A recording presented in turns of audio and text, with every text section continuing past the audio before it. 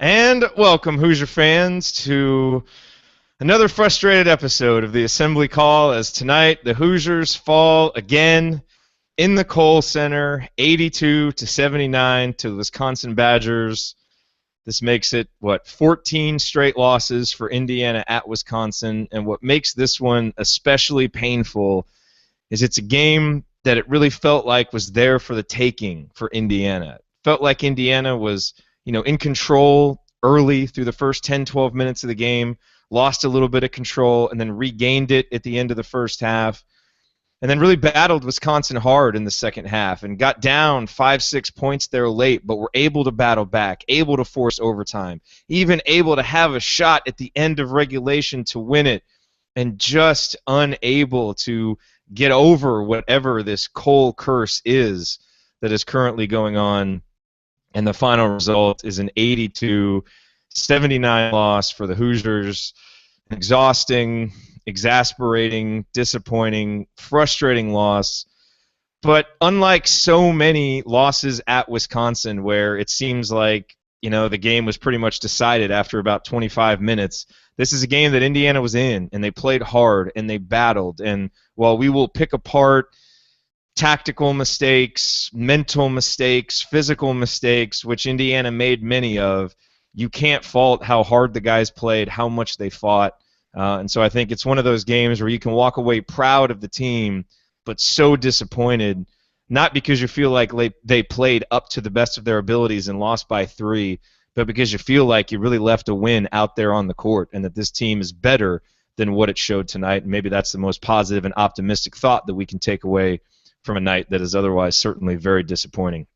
I'm your host, Jared Morris. On this episode of the Assembly Call, I will be joined, as always, by Ryan Phillips, Andy Bottoms, and Will DeWitt. We are glad that you are here listening to us, and we will start tonight's show, as we always do, with our banner moment and then going around the horn. And for me, the banner moment is, again, Indiana's point guard, its senior leader, Yogi Ferrell, who did not have a vintage Yogi Ferrell game tonight with only 1 assist. He was not doing as much creating for others as we've seen, and Indiana's half-court offense at times looked rather out of sorts. But there were several times, once in the first half, again in the second half, where Indiana would get down by 5 or 6 points, and Ferrell would go on little personal 5-0 runs to pull them back. And it felt like Wisconsin could have seized momentum and pushed it out to a 9, 10, 11-point lead, which we've seen Wisconsin teams in the past do, especially in the Kohl Center, and Yogi wouldn't let it happen. All the way up there right at the end, when Wisconsin took the 4-point lead, 80-76, Yogi found a way to get open, drains a 3 to make it a 1-point game and give the Hoosiers one last gasp. Again, not a vintage Yogi night, and actually there were a few times during the game that I thought he came a little bit unhinged mentally and kind of lost his composure just for a time. But overall, the 30 points when so many other guys were struggling offensively, he willed his team to be in this game, and unfortunately, he wasn't able to make enough plays at the end of regulation. His teammates weren't able to step up enough to get the job done. But still, a big tip of the cap to Yogi Ferrell, 30 points. He is taking every moment of his senior season, especially here in Big Ten play, and maximizing it, and he did it again tonight. And his performance was good enough to win.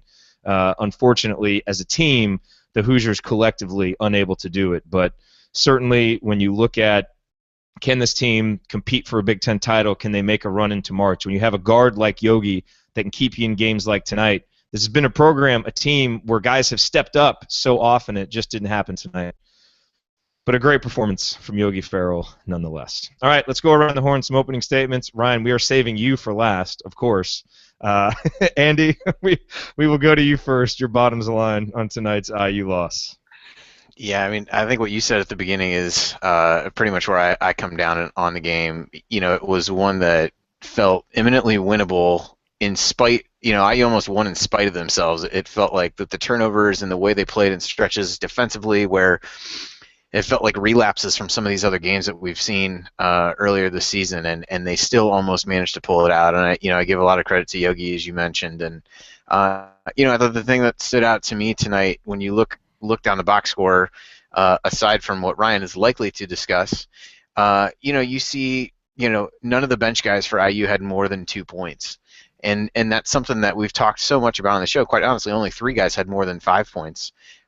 It was essentially a game of 3-on-3 between Troy, Yogi, Thomas Bryant, and Nigel Hayes, Ethan Happ, and Jordan Hill. It seemed like, but it always seemed like somebody had come through and stepped up for this team. It wasn't always the same guy.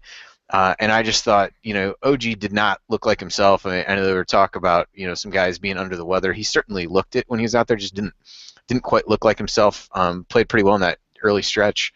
Was a little surprised not to see Juwan Morgan more. I thought Bielfeldt played really well at the end of regulation with his cut to the basket and score, and then his dish to Yogi on that beautiful backdoor play. But Zeisloft had a couple just looks he's gonna wake up in a cold sweat about in overtime, and not to put anything on any of those guys by any means, but I think that's one thing that we didn't see tonight that's been present during this winning streak, in addition to the turnovers and in addition to the improved defense. So that was something that when you look over the numbers, it just really sticks out at you. And if any one of those guys steps up, makes an extra basket or two, that likely is the difference in winning and losing.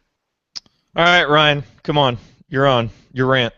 All right, let me just give you the difference in the game right here. Let me read the statistics out, and I know that's Will's thing. I apologize, young Padawan. We're jumping the line here.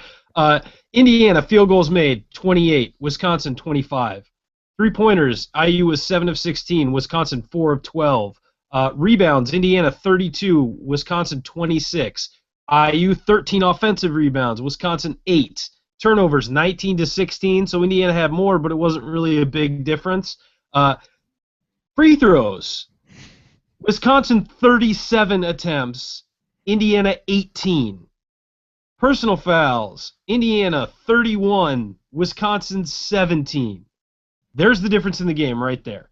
Now you can say, oh, well, Indiana wasn't as aggressive enough. Or you could say that Nigel Hayes shot 22 freaking free throws by himself, and apparently he's 6'8", 240 pounds, and light as a feather every time he gets touched. This is absolutely absurd, and it's happened year in, year out at the Kohl Center. We all know it. I am apparently the guy who bitches about the refs because I come on here and say it all the time, but I'm sorry, that's absurd. Nigel Hayes, by himself, shot 4 more free throws than Indiana did as a team. And every time he got the ball, it didn't matter what happened. If there was any contact whatsoever, could be incidental, could be guys fighting for position, whatever, he got to the line. That's absurd. I mean, there were guys fighting for position. That's part of basketball. Every time, and Andy mentioned this, every time Yogi drove anywhere near the paint, he got ridden. And honestly, I don't have a problem with that contact not being called a foul. I have a problem with that not being called a foul when it's being called a foul every time Wisconsin's best player touches the ball. Nigel Hayes was 7 of 12 from the field and finished with 31 points. He had 17 points while standing unguarded at a line and shooting. I mean, that's absurd. It's absolutely absurd. And Indiana made 88.9% of its free throws and still managed to be 12 made free throws behind Wisconsin. The fact that Indiana was even in this game is crazy because of that discrepancy. It's crazy, and it's just absurd. Every time they go to the Kohl Center, this happens. Every time, I don't know what it is, what they put in the water. Maybe they have a really great pregame food spread for the officials. I don't know, and they just puts them in a good mood. But a 14 foul differential is crazy. It is crazy. We know statistically teams foul at the same rate. As each team fouls at the same rate as the other team. All the time. The only time you see like a 5 foul discrepancy is if a team fouls at the end to stop the clock. Indiana didn't really do that tonight. So there's no way it should be a spread that wide, and there's no way that Wisconsin should be going to the free throw line as a team 19 more times than Indiana. That's absolutely crazy. And this is just it's unbelievable to me that anybody could watch that game and not think that. It is. I mean, I went into this game not wanting to have this be my rant because it's my rant every time we play Wisconsin. Every time. For 5 seasons, this has been my rant when we play at the Kohl Center. I'm tired of it. Somebody do something else. It should be noted that you were the only one of the four of us to pick Wisconsin, in large part because you expected this to happen. Exactly. I knew this was going to happen. I said before the game that Nigel Hayes was going to shoot 15 free throws tonight. And he shot, and I thought, and people were saying, like, it's too many. That's too many. He shot 7 more than I predicted. I mean, it's just, I hate playing the Kohl Center. I'd be fine if IU left the Big Ten just so they'd never play there again. Okay.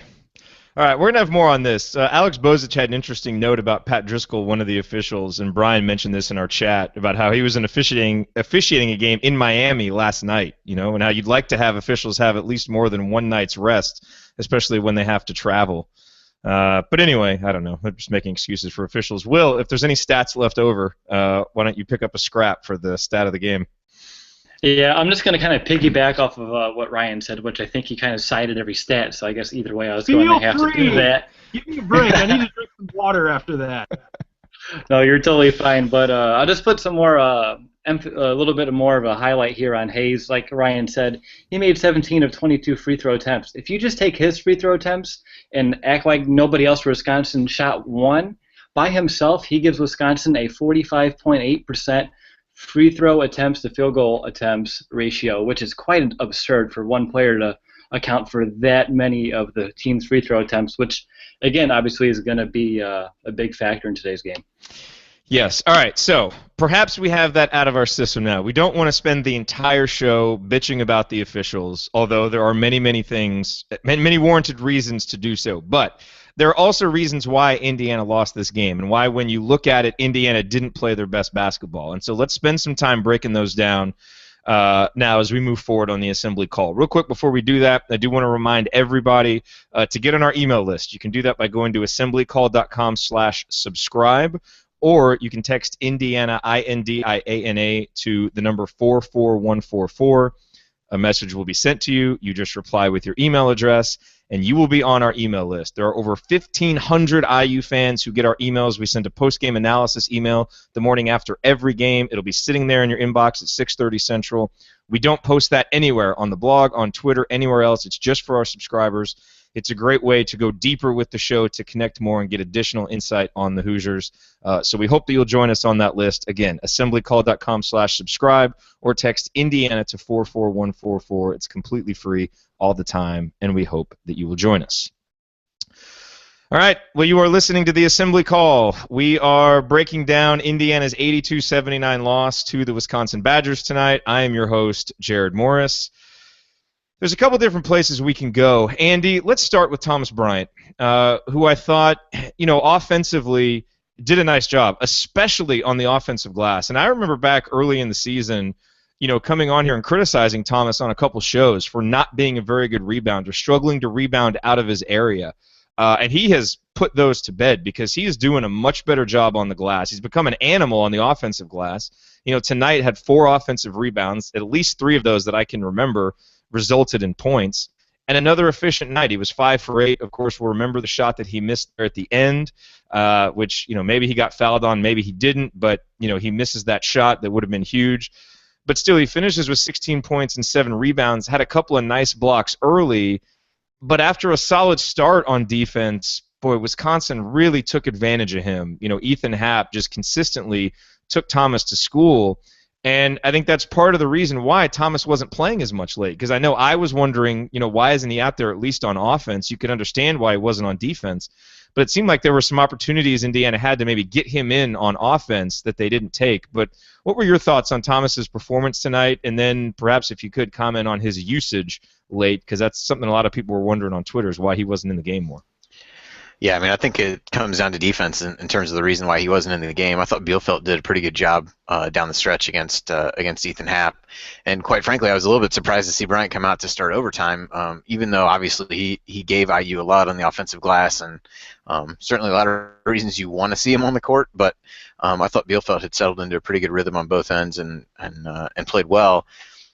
Bryant got most of his baskets. I mean, he tried to post quite a bit. They struggled with some errant entry passes, certainly early in the game, and then a couple times in the second half as well. So at times it seemed like a focal point. They really did make a concerted effort to get him the ball, and then they got away from that at other times. But there were times that guys got in the lane. I felt like they were just trying to throw it up get it up off the board with the thought that he's going to be able to pull down the rebound, which he did in a lot of cases. But definitely, I think showed. Defensively, he just still has a long way to go. He's improved a lot in the ball screen defense, but tonight I thought Dockage made a good point of this on the broadcast. He really, he said you really got to make Hap work early to get position. And I thought he let him get really deep position, and then he just Hap really had him off balance. He was turning over both shoulders and doing some different things that way. And so I don't think Bryant ever knew if there was help coming where it was coming from, because there were times where he would force him to the middle, and there was times where he tried to force him to the baseline.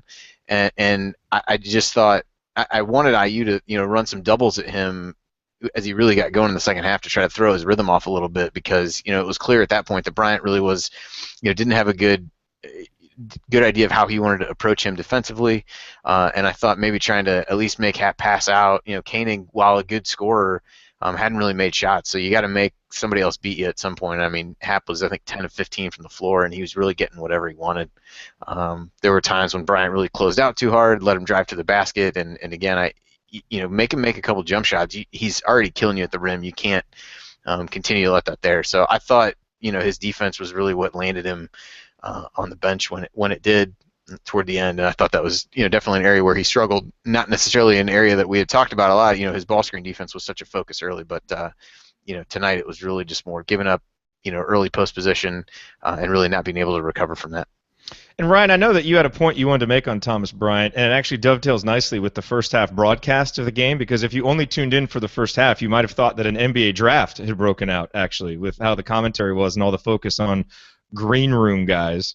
But you had a comment you wanted to make about Thomas. Well, first of all, I want to say, what we need more of on ESPN is talk about Ben Simmons during games Ben Simmons is not involved in. Should we start giving Ben Simmons updates live on the assembly call? Just so people feel quite frankly. Let's get a highlight package together, and we'll just forget us. Let's just show it. I mean, it's why are you even tuned in here? Ben Simmons might be playing on television somewhere right now. If anybody wants to watch a game of teams that might actually be in the NCAA tournament, that would be good. Xavier and Providence is on, so I would much rather people watch good basketball than watch two teams that are vying for NIT bids at this point. Yeah, So the first half, they were talking about these green room guys, which is just stupid. But they're talking about it's a dumb concept, guys. I'm sorry. Work on it, ESPN.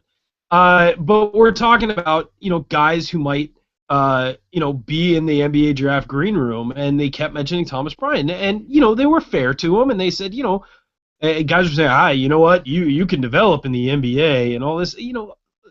Thomas Bryant guarding Ethan Happ tonight showed he's not ready for that yet. He's a great kid. I love Thomas Bryant. I love his offensive game. It's getting better. I think for the NBA, it's got to get more diverse, because if you're 6'11" in the NBA and you're only about 240, 250 pounds, you're going to have more of a diverse game and more, of a jump shot inside 10 feet, things like that, which is fine. He's 18 years old.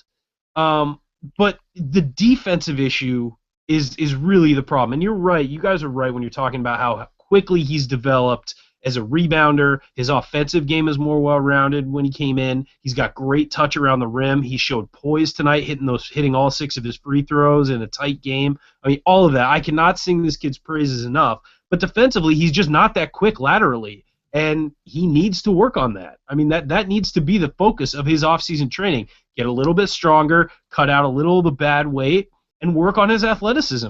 He increased his vertical jump by leaps and bounds. No pun intended. That was really bad. Wow. I didn't even mean to do that. I apologize. But he really improved his vertical jump and his agility as soon as he got on campus. In the fall, in the late summer and fall, he needs another offseason like that to be a real player for the NBA and to be a real guy who can come into the NBA and not have to spend 2 years in the D League or on the bench. So I love Thomas Bryant. I just hope he's not listening to other people out there who are going to start and have it be the Noah Vonleh thing, where people just convince him, oh, you're so great, you need to be in the NBA, and change his mind because he came in with a 2-year plan. Bryant was very open about that, and he needs to stick around. I mean, selfishly, I want him to stick around as an IU guy, but he needs to stick around for his own good as well. Yeah. And I will say one other thing about Thomas is I even tweeted out before the game that I was worried about Thomas a little bit and his composure in a game like this because you knew calls were going to go against Indiana. That's what happens in the Kohl Center. And I really thought he ran the risk of being taken out of the game, but I thought he managed his emotions really well and played through some contact, played through some questionable foul calls, and and played consistently when he was on the floor. Even though he struggled on defense, that wasn't his composure as much as it's just he's still a freshman learning to play defense and needs to improve his footwork. But I was proud of him for how he handled himself emotionally tonight. Let me jump in real quick. I'm sorry. I have to say that I was really impressed with that too, and I was also impressed with how when he got pulled out, he looked like he understood why. It wasn't oh man, why are you pulling me out? And Bielfeldt came in, and you guys are right. Bielfeldt should have been in there for defense late, and that's why he was on the floor and Bryant wasn't, because he gave them a chance to at least D-up Hap. And so I really agree. I think Bryant's attitude has really been pretty good of late, and he's an emotional guy. He's going to get emotional, but I think that was a positive to see. Yeah. All right, Andy, I want to talk a little bit about Tom Crean. We've exited these games at Wisconsin a lot, questioning whether we want to be fans of basketball ever again just because Indiana has played so poorly. And sometimes it has seemed to kind of start a bad run for the Hoosiers. And this game doesn't feel like that. It's frustrating and it's disappointing, again, because of how poorly we played in some respects and to still only lose by 3. And I know that this is not a vintage Wisconsin team, but they did just beat Michigan State at home, and that has been a tough place for us to play. And so this isn't the type of game for anybody to start questioning whether the whole 7-0 was a mirage. It's a tough road game in a tough environment. You're going to lose those sometimes. So we'd all like to be 8-0. We're not. But I want to talk about Tom Crean because it's been so hard for him to win in the Kohl Center. And I thought, a lot like with Troy Williams, where there's good Troy and bad Troy, I thought we saw some good Crean and bad Crean tonight. I thought the good is that, he took timeouts in the first half and the second half, and Wisconsin went on runs. And out of those runs, Indiana played real well.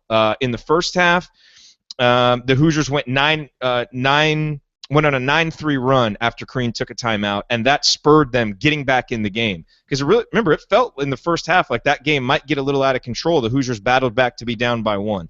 Same thing in the second half. Indiana didn't start out the half very well. Crean took a timeout. The Hoosiers then went on a 13-6 run to get right back in the game. And after each one of those timeouts, they went right down to Thomas Bryant, executed a play well, scored.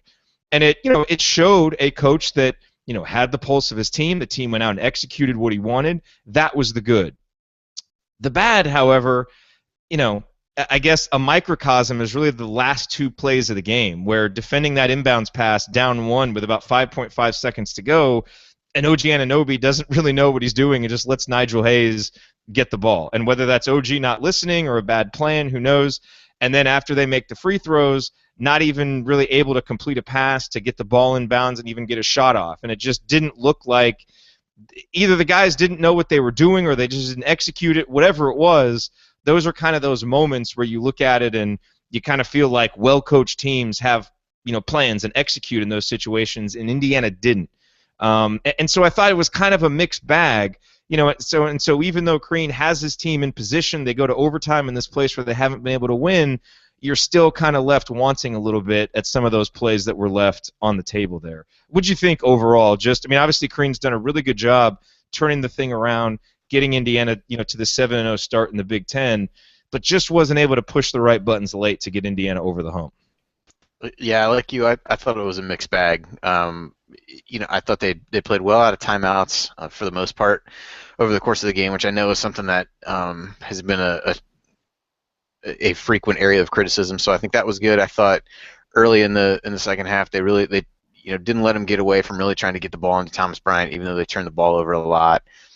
And the turnovers are one area that was a huge impact on the game. I don't know how much of that you put on coaching. So much was made of, having them run 17s and all that stuff. Got talked about a lot in the broadcast. I mean, they've clearly done things to try to clean that up. But, it didn't work tonight. I thought, if anything, it was defensive adjustments and substitution patterns for me, and I'll be curious to see what the substitution stuff looks like when I do the stats later. But I think, again, kind of what I talked about with, at no point do I really remember, or at least not consistently, run double teams at half. They tried that with Hayes on a few occasions, but then it almost seemed like at times the guy didn't know where it was coming from. They talked about the one down the stretch where, Hartman got called for a foul baseline because he was near Nigel Hayes. But again, he didn't make contact, so, if he could have cut off that baseline and let Robert Johnson kind of come in from the other side, they're trying to do things to trap him a little bit. But I thought that was one area where, whatever they did defensively. And then substitution-wise, I think OG, everybody is left to draw the conclusion that he was under the weather. I thought he played really well when he came in the first half on Hayes, but again, like I mentioned before, just didn't feel like he looked like himself.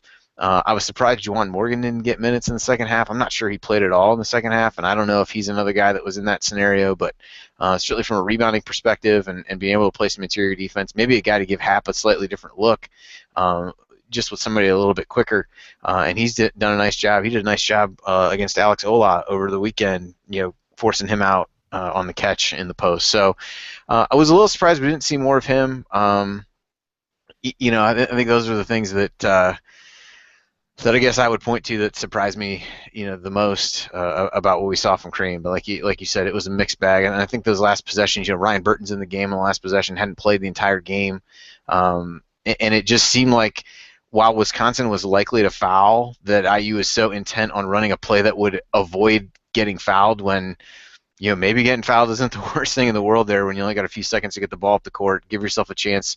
You got guys like, Morgan and Bielfeldt who might be able to get in there and get a tip, or OG or something like that.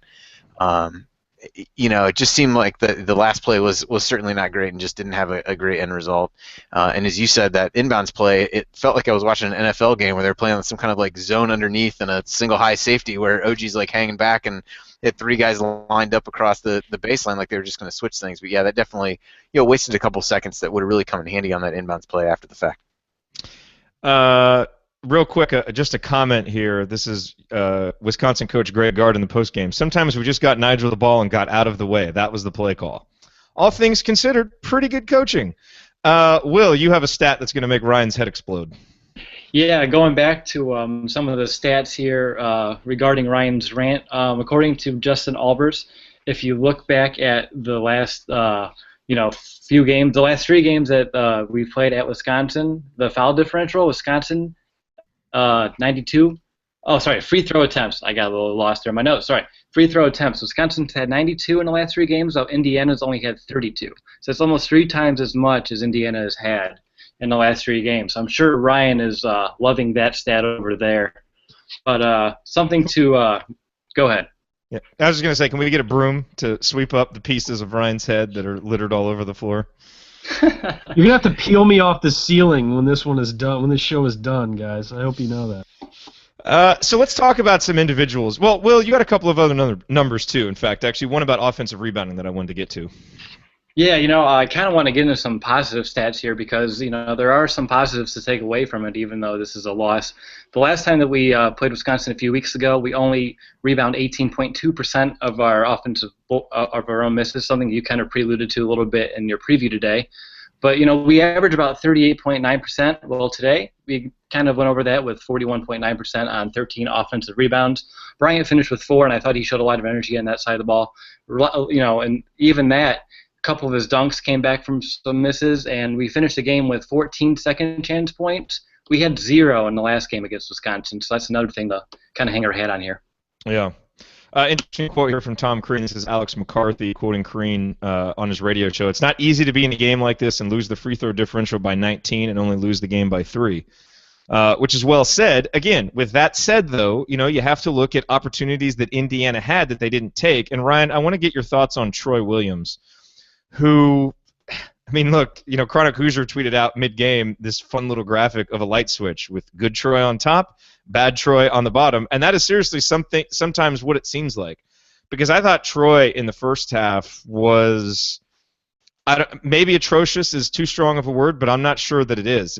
He was 1 for 6 from the field. He consistently he just refuses to go up with his left hand on the left side, and maybe he doesn't have one, but he will just go up with his right hand and just get rejected or have to put some funky spin on it to where it really doesn't have a chance to go in, and it's becoming infuriating to watch. And the other thing is, he had some good looks, but he's being so lackadaisical and so finessey around the rim, and he's not finishing, and he just doesn't have the same efficiency. I mean, only 4 of 14 from the field. He did make all 6 of his free throws. But, look, some of those misses, 2 of those misses are the difference in the game. If Troy just goes 6 for 14, or if he doesn't take those shots and maybe you get an extra look to Thomas Bryant or you kick it out to another guy who's open for 3 when they've collapsed on Troy, the 15 rebounds are good, but to only get the 15 points are good, but to only get 3 rebounds from Troy, no assists. And frankly, I thought, especially in the first half, when Indiana was playing really good defense, the times when Wisconsin were scoring was when Troy was losing his man. And I thought Indiana could have had a bigger lead early if it weren't for Troy getting lost on defense. And so, you're going to take the good and the bad with Troy, and you hope that the good outweighs the bad. And I know that on a night when no one else stepped up and scored, you can look at the 15 points and say that was important, and it was, but when it takes 14 shots to get it, and Troy's not really providing a lot else rebounding-wise and playing good defense, I don't think this was a net positive game for him. And I think to win on the road, we need Troy. I mean, really, we need Troy and Robert Johnson, and Robert Johnson wasn't great either tonight. But what did you think of Troy tonight, Ryan? I thought he was terrible for the most part. I thought he had that 6-0 run by himself, which was nice, and it looked like, hey, look, aggressive Troy is just going to take this game over and go right at the hoop, but under control is going to take over, because Troy Williams doesn't need it's maddening because he doesn't need to be wild, crazy, twirling guy to get points. He's faster than guys. He's bigger than guys. He's a great finisher when he's in the air. And you mentioned this, going up on the left side with his right hand. At the very least, he's got to get fouled when he does that. I mean, go up with both hands if you have to. Just go up and stick it off the glass. And if you get fouled, at least you're going to the free throw line. But yeah, he'd rather go for the wild shot and kind of put some crazy spin on it and all that stuff. And it's just, that's not what he needs to do. He doesn't need to be that guy. He doesn't have to. I mean, it's fun to have a highlight reel play every once in a while, but every time down the floor, you can't be looking to do something spectacular. You've got to look to be helping your team. That's the most important thing. And defensively, I mean, look, that fast break where he just ignored the ball handler, I mean, it wasn't like he didn't see the guy. He was looking right at him, and he just kind of, I mean, like, what? How do you do that? Like, where? If he doesn't get benched for that, I don't know what I mean, OG Anunoby, and I do think Anunoby may have been sick. He just didn't look himself tonight. He made a couple of nice hustle plays and had a really nice finish on one end. But he didn't really look to be as locked in as he usually is. And, I mean, look, Anunoby's playing better than Troy right now. He is. He should play more. I mean, I realize you can't play them the same minutes. Anunoby's 18, just got to college, whatever, so he's going to have to play. He can't play a full load of minutes right now, but you've got to put that guy in over Troy right now. At least he plays defense. And you've got enough offensive weapons where you don't need Troy doing his patented dribble off the defender's leg move that he does every game at least twice.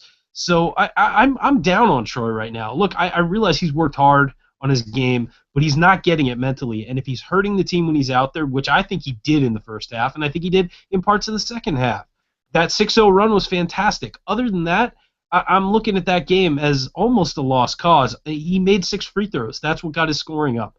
So I don't like where Troy's at right now. I think he needs to refocus, and he needs to, someone needs to have a come to Jesus talk with him about his role on the team and his ball handling. You didn't see him running the baseline tonight. You didn't see him attacking the team that way, attacking the defense that way. That's when he's most effective, and we all know it. And it seems like he just ignores that part of his game sometimes. Yeah, I thought the same thing. What you brought up at the end, Ryan, was a big point for me for the offense in general tonight. We saw that great ball movement, all those assists that we've, over these last few games where it's, 60, 70% of the made field goals there's an assist on. IU had 6 assists in the game tonight, and most things were coming off the dribble. And Dakich again made a point during the game that if you can get Troy to try to beat you off the dribble, you're doing well. he wasn't doing those things along the baseline, and Wisconsin was content to let him, try to drive and put the ball on the floor, knowing that they had tons of help in the middle of the lane as he got there, and that he would work his way into some turnovers over the course of the game. And I thought they, that was pretty clearly their plan. They didn't let him get going on the baseline, and I thought, that, not scoring off of the pass and having to rely on scoring more off the dribble was pretty symptomatic of the entire team during the game tonight. Yep. All right. Real quick.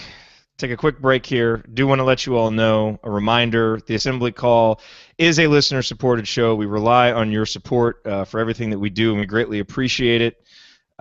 When you do support us, there are a couple ways to do so. You can go to assemblycall.com/support. There are a couple different options there. You can also go to assemblycall.com/gear, where we have our Assembly Call coasters with the logo on them. They're these really cool limestone coasters, and when you buy those, 25% of the proceeds go to the Assembly Call. Helps us maintain our chat and our email list and do all the things that we need to do for the show, and is also helping us get to Bloomington this week, because we will be there on Saturday for the IU Minnesota game. We're having a little get-together at Yogi's after the fact, after the game, and so we hope that you will join us there. And again, those URLs are assemblycall.com/support and assemblycall.com/gear. We greatly appreciate all of your help and support. All right, well, this is the Assembly Call IU postgame show. I am your host, Jared Morris. We are breaking down Indiana's 82-79 loss to Wisconsin. My apologies if I sounded a little bit distracted there. Our friend Mark Titus, Club Trillion, just tweeted out, by the way, I'm back on the Yogi has a chance to cement his cement the best IU legacy since Guyton or maybe even Cheney bandwagon. Just needs a deep run in March, and I couldn't help myself. I had to tell him to be careful of throwing around the name Cheney in relation to anybody, so it distracted me a tad. Andy's nodding his head, I'm sure.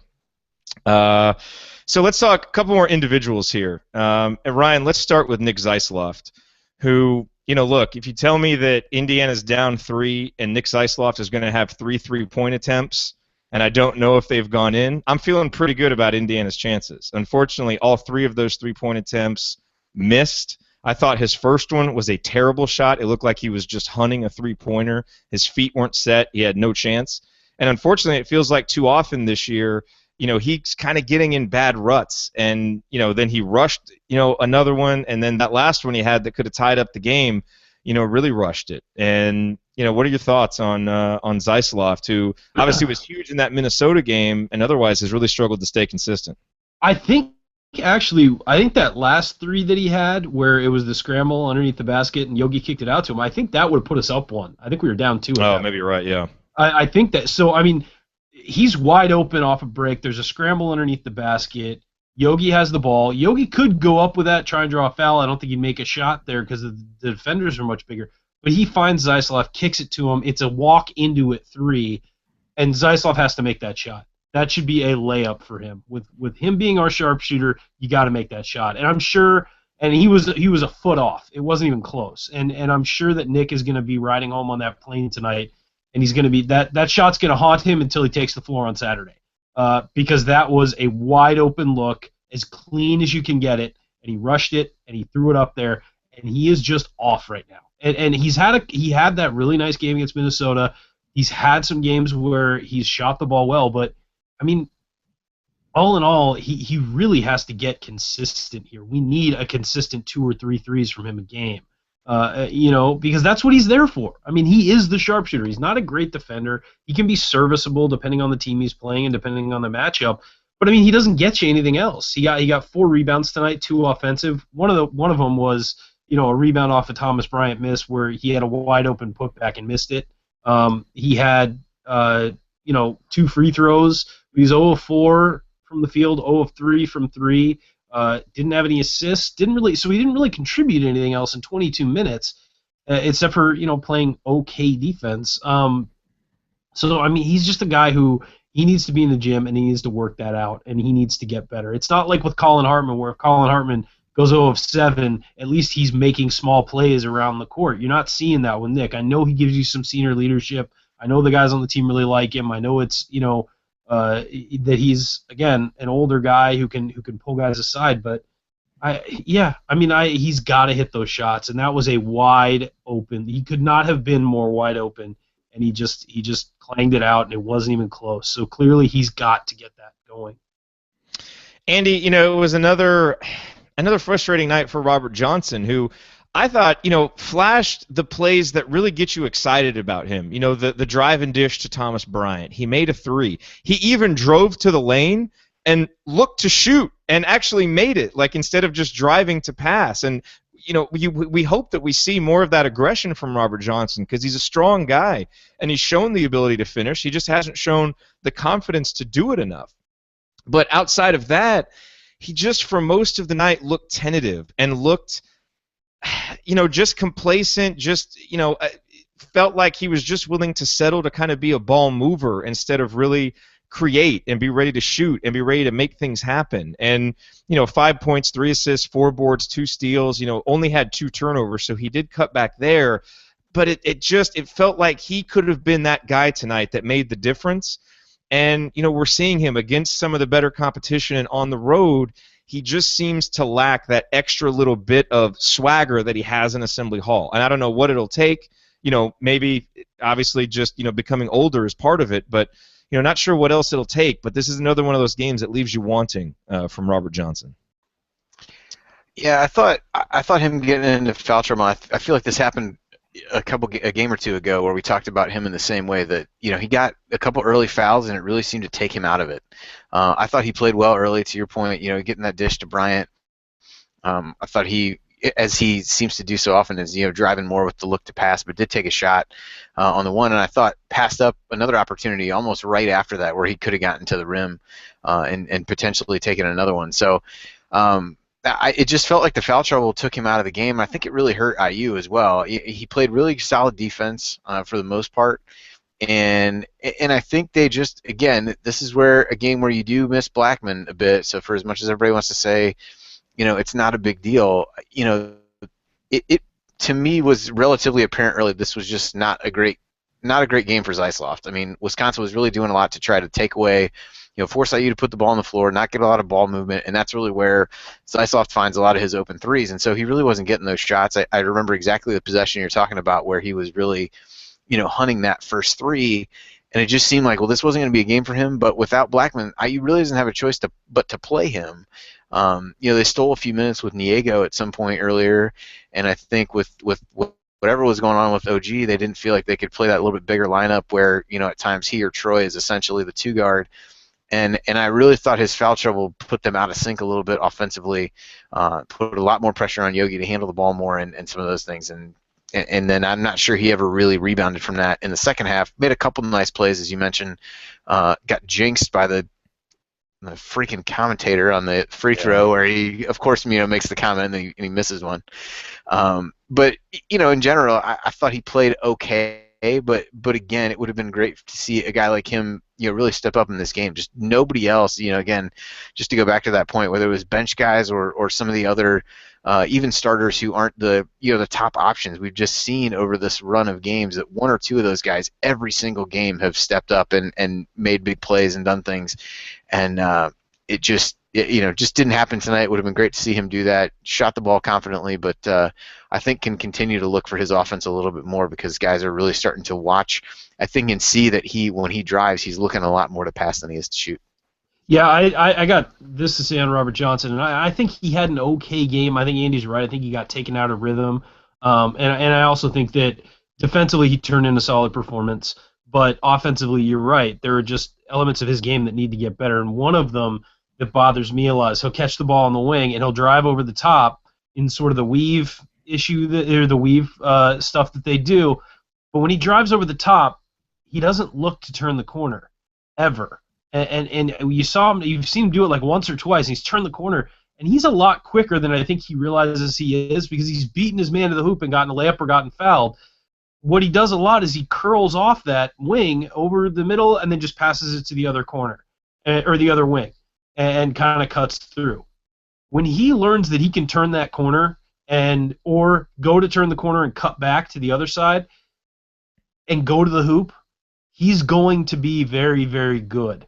He just has to get comfortable doing that. When he can turn that corner with his dribble, He'll be a guy who can really do some things offensively. Right now, he's just not there. Yeah. So, Andy, this is typically the point in the show when we look ahead to IU's next opponent. Now, we're all pretty familiar with this opponent, Minnesota, because we've already played them, and this is not a good Minnesota team. Still in the sub-200s in KenPom. Now, obviously, they played Indiana relatively tightly up in the barn, but Indiana has just been blitzing all opponents in Assembly Hall with 3 straight 25-plus point wins. Is there anything to be worried about in this game? I mean, obviously, there's always a little something to be worried about, but, I mean, does Minnesota really stand a chance of coming into Assembly Hall and, upsetting us on the weekend when we're coming back to Assembly Hall to actually watch the game? Is there anything noteworthy to discuss with them?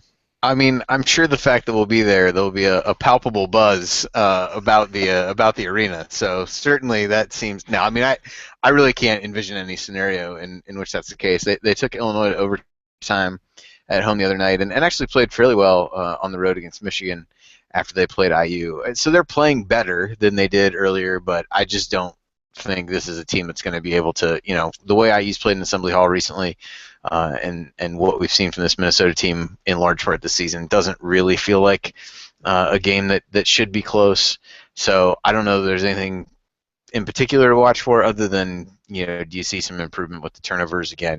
Kind of feel like, rewind to comments that we made after some games earlier in the season, but I think that watching for the turnovers is going to be critical. But other than that, doesn't feel like a game that IU should drop. But again, a chance to really come out and get off to a good start and kind of remove any hope as early in the game as possible. And on the bright side for Ryan, he doesn't have to pack a big head in a suitcase because he can just stand behind the basket and bob his own head, which will be very very convenient for him. Enormous. Right here. All right, so let me ask you guys this question. Let's kind of. Oh yeah, okay. We do want to talk Yogi. Okay, save my question for a second. Andy, good call. Let's talk a little bit more about Yogi because I talked about him in the banner moment and we've kind of skipped over him some. I do want to say this. Let me lead you into it with this, Andy. Is that as good as Yogi played, and he was great despite only the 1 assist, he kept Indiana in it. I thought in the second half he lost his composure a few times. He had the 4 turnovers, as Will noted in our chat. They all came in the second half. A couple of them were those lazy, like, Yogi, what are you doing type turnovers. And you saw him start to bristle at the contact a little bit. There was one time he kind of slapped away at the Wisconsin guy. He totally whiffed on it, but you could tell it was kind of getting in his head. And I thought he came back, like he got himself righted. But there were a couple times there where he lost composure, and does that make a 3-point difference? I don't know. Is it being nitpicky when the guy who kept you in the game, had a few moments, a few struggles in the second half? Probably. But I thought as good as he played, even Yogi left a few plays out there that probably even he might like to have back.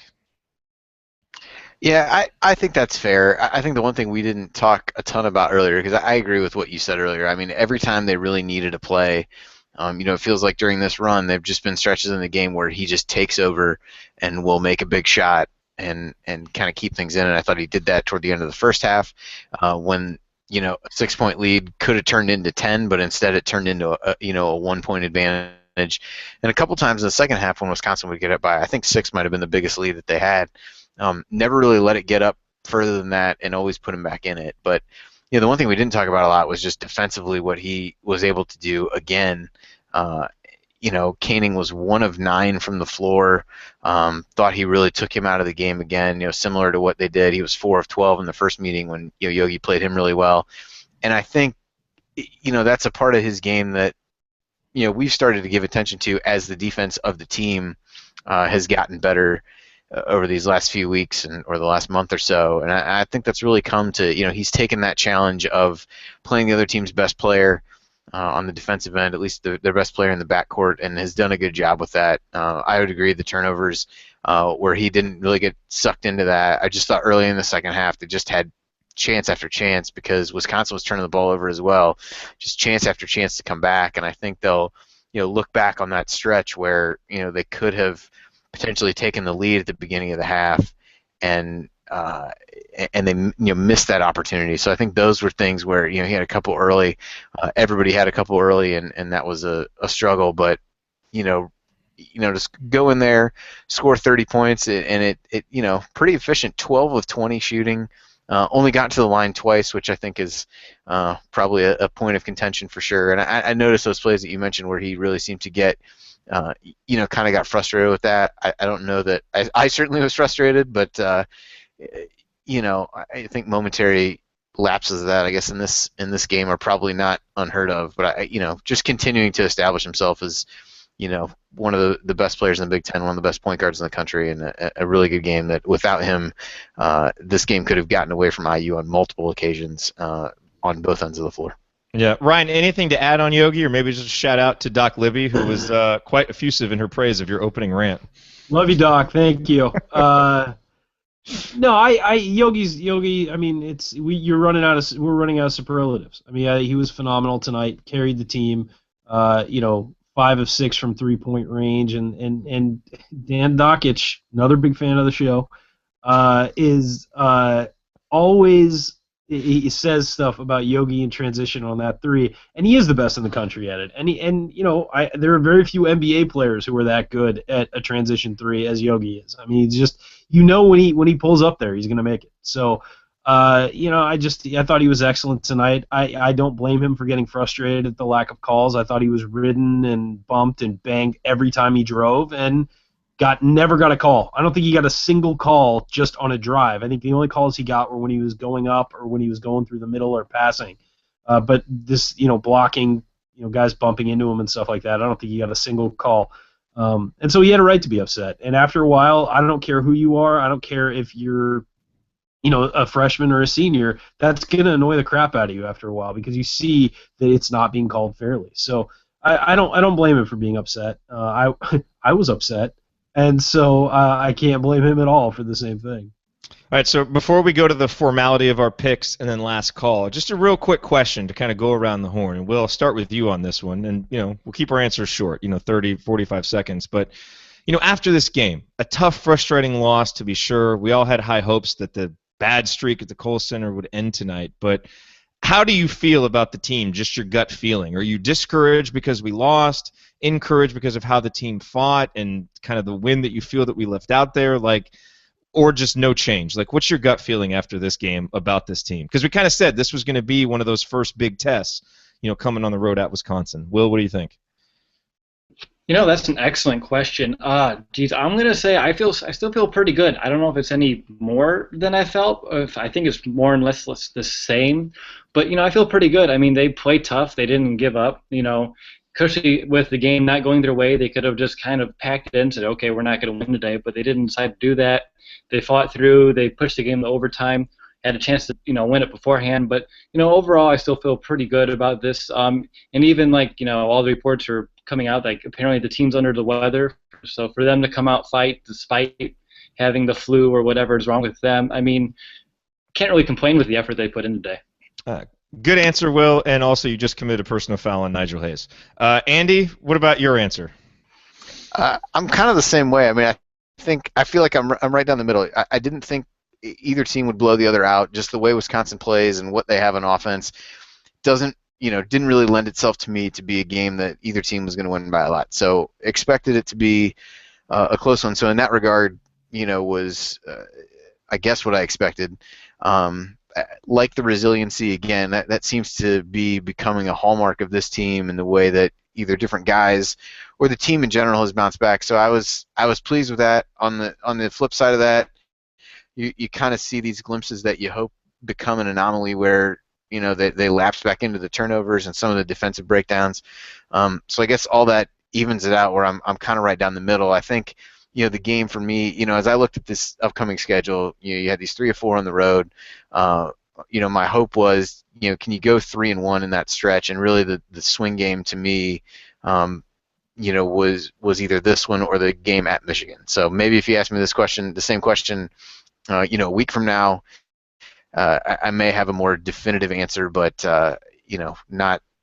I guess I'm kind of where I was before, although still lamenting the fact that this was imminently winnable in a game that I think no matter what happens the rest of the way, IU will look back on and feel like it's one they let get away.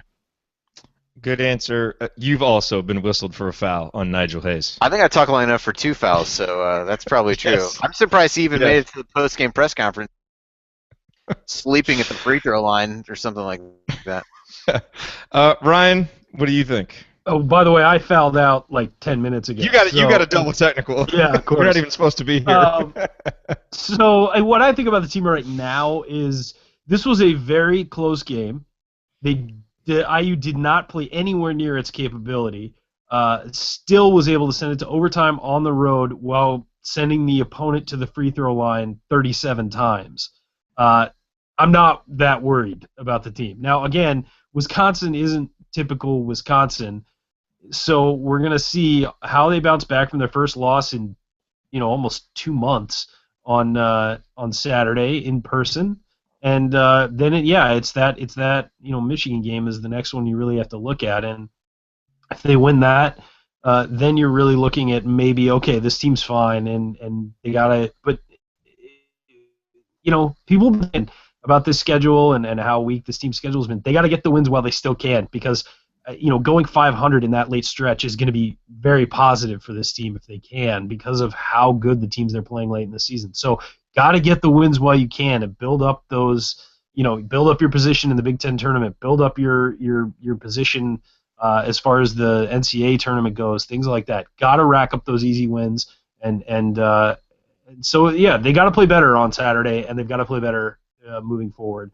But tonight you lose in overtime at the Kohl Center with all those fouls, all that disaster of crap happening. And they didn't play their best, so I'm not that discouraged. All of that disaster of crap happening. That might end up being the headline for this episode. I think that pretty much sums it up. I've run out of words for how much that upset me, okay? At least you didn't start speaking another language like that post-game show from earlier this year. Quite possible that could happen if this goes on much longer. Yes. But we are going to be getting out of here soon. We actually have some very, very exciting news about our next post-game show, the Minnesota show. So stay tuned for that, as well as who we pick for IU Minnesota. A lot of suspense there.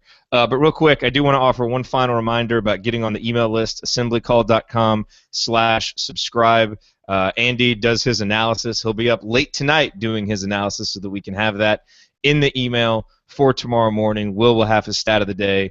I'll have some thoughts. So you want to make sure you get on there, assemblycall.com/subscribe, or text INDIANA, Indiana, to 44144.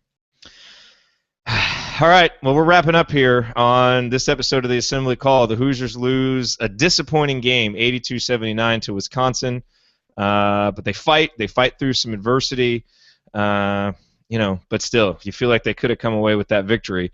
I think we all expect that the Hoosiers will come away with a victory on Saturday. We'll get to our picks in a second. I do want to let you know we have special guest hosts for our post-game show for the Minnesota game. Obviously, we will all be in attendance, so we won't be seated here from our normal perches to be able to do the post-game show. But we have Josh Eastern and Michael Dugan, our student interns for this year.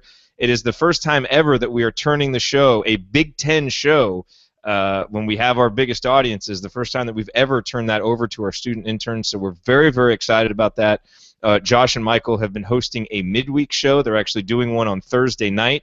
That'll start at 8:30 Eastern, 7:30 Central. You can watch that at assemblycall.com/live. But we're very, very excited for them to host the show. They're going to do a great job. Everything will be as normal. I think they're even going to do a banner moment to kick it off.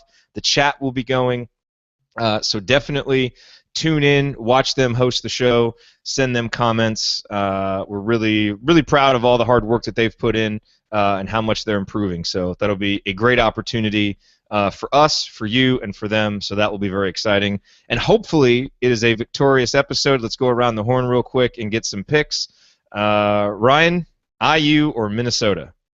Well, since I'm leading the pick'em challenge now that I picked Wisconsin wisely, I'm going to pick IU, of course. I think that they're going to run Minnesota out of the gym. I expected more from Minnesota when we played them at the barn, and what are you shaking your head at, Jared? This ridiculous pick of Wisconsin just compensates for your pick of Rutgers to start out. I never picked Stop Rutgers. gloating about an IU loss. This is a fan what's show. even worse than that is the gloating smug about look. I emailed you my taking pick IU to of lose. Indiana How dare you, for the sir? How Rutgers dare game. you? I am doing this picks challenge under protest for the rest of the season because the guest host picked Rutgers and I picked IU at Rutgers via email. You got the email, Jared. Don't make me sick my lawyer on you. But no, I'm picking Indiana. I think that they'll do very well. They're gonna know that we'll be in attendance, and they're gonna want to show off. Well, Robert Johnson certainly will want to for his fan club president. So, fan club president, IU, Minnesota, your pick. I will take IU because, unlike Ryan, I do not delight in IU losing. And Will, your pick. Yeah, I'm just going to stay course here and choose Indiana as well. That's right. I only ever think about picking Minnesota if it's at the barn. Indiana all the way, and I even think it'll be another one of those 25-point victories that we've become so comfortable with at home. And I'm looking forward to it. All right, last call, fellas. Let's go around the horn. Will, we will start with you. Yep, overall, disappointed, displeased, upset a little bit. But like we said, they fought through it. They tried. Just wasn't quite enough today. I mean, perhaps just that 13-game losing streak was just a little bit too much to overcome today. And heck, 13 is an unlucky number, so I guess the voodoo just wasn't there for us either way to get the 13th win or to snap that 13th streak. But, like I said, overall, I'm still pretty certain that we're on track here. Heck, we're 7-1 in the Big Ten, guys. Not where we thought we would be, so still be positive about that. Yes. Ryan, if you're done gloating, your last call. I'm never done gloating, Jared. No, I think that given the circumstances of this game and how awful the officiating was and the hole it put Indiana in, Indiana didn't play its best. I mean, and so given those two factors, the fact that this went to overtime, Indiana had several chances to win it late and didn't really get it done. Had a couple fantastic looks, didn't go down. I mean, there were 1,000 little things that led to them losing this game, and of course, one big one that I've talked about extensively tonight. But I'm not that worried about this team. I think this team is made of stronger stuff than we've seen in the past, and I think that they'll realize that they could have played better and that they should have won this game and they should have broken the streak, and that they'll bounce back on Saturday and hopefully they'll be better for it. They'll realize the mistakes they made and not make those again. Yep. Andy, last call. Yeah, not too much to say. I think I haven't said before. I think in some ways I feel good to feel bad about the loss, if that makes any sense. Given how this team was playing in early December, if you had told me at that point this team took Wisconsin to overtime, no matter how Wisconsin was playing at that point on the road and lost in a hard-fought game, I would have probably felt pretty good about it. The reality is that it definitely feels like one that we'll look back on as one that was winnable and slipped away, and I guess that speaks a little bit to how this team has turned things around. So, I think it's up to them to be resilient again. Obviously, the challenge on Saturday isn't a tremendous one, but be able to turn around and take care of business at home, and then get back on the winning side of things with a couple more road games after that. I think if they're able to right the ship after that, I'm going to feel pretty good about this team going down the stretch. And again, as we talked about when we were talking about the winning streak and what it really means based on the competition, it was the message we tried to give was it isn't about necessarily the winning, but about how they're doing it. And I thought even in defeat tonight that there were things that you can feel good about and guys that played really well. And I think others will step up and get back on the right side of things as we move forward. But again, I think next Tuesday's game at Michigan becomes increasingly important and one that everybody was already looking for already. But I think it just becomes really important to get this team's mindset right going down the back half of the Big Ten schedule. Yep. No, well said, Andy. I mean, this is not a night to be devastated. It's a night to be disappointed. It's not a night to be frazzled. It's a night to be frustrated. It's look, it's a tough loss. You feel like you left one out there, but I think coming into the season, and I'm not talking about, after the Duke game. I'm talking about coming into the season when this was a top 15 team, and we're talking about Elite Eights and Final Fours and competing for the Big Ten. When you looked at how Indiana would start, you said, okay, They're going to be 7-1, a minimum of 6-2 with that schedule to start. If everything goes well, you're 8-0. Well, everything went pretty well. All the way down to that last possession of regulation where we have a chance to score, and if we stick that, we're 8-0. We don't.